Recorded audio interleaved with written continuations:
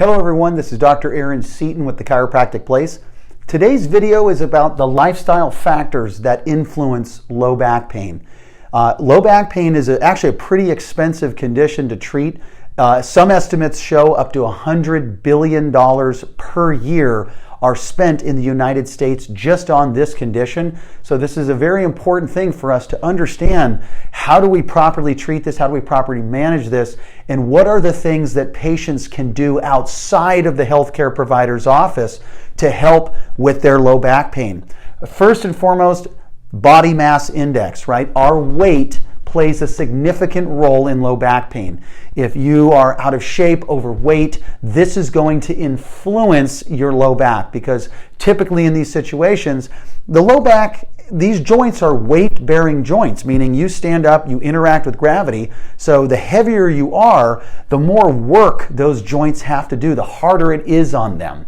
So body mass index, our weight does play a significant role, and people who tend to engage in weight loss when they've been diagnosed with low back pain, they start to see a pretty significant improvement in their quality of life with respect to their low back pain just by getting their weight down. Another one that I see pretty consistently and that I encourage my patients with on a consistent basis is to do core strengthening exercises.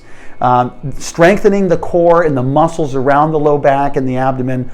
This plays a significant role in our ability to stabilize our low back whenever we're doing anything like picking something up, gardening, whatever it is. We need to have strong, engaged core muscles to protect our low back. So this is something very common in my office that I am having my patients do in addition to their chiropractic care, that we need to be strengthening to protect your low back.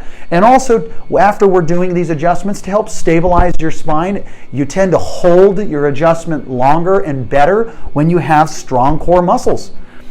Active versus sedentary, this is something that we need to look at. Someone with a desk job, sitting 6 to 8 hours a day, sitting takes a pretty big toll on your low back. So getting up and moving around, I've in many cases with patients who have had chronic low back pain where we're not seeing a whole lot of improvement, I've recommended sit-stand desks for them. Because when you're sitting, the load on your low back goes up about 50%. So it's working 50% harder. And when your body isn't moving, the joints in your low back cannot get nutrition in and waste out. Think of the joints almost like a pump. When you move, the pump works, right? We get nutrition in, we're able to get waste out. But when we sit and don't move, the low back's working 50% harder, and those joints can't move to get nutrients in and waste out. So not a recipe for success for them.